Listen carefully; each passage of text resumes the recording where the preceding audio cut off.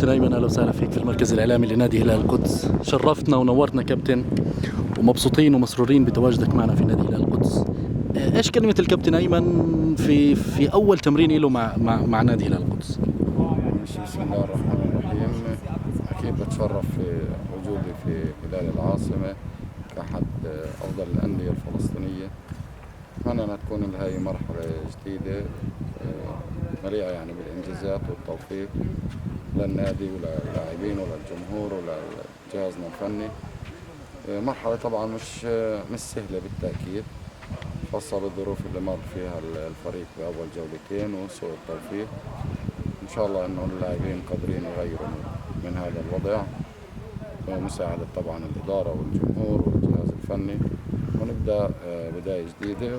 وعبر المركز الإعلامي كمان بدي أشكر الكابتن عمار وأوجه له كل التحية على اللي قدمه مع الفريق خلال السنوات الماضية ومستوى المميز اللي بيلعب فيه نادي هلال القدس. وهو صديق وأخ، أتمنى له كل التوفيق وربنا يكرمه وين ما يتواجد. شكرا يا كابتن.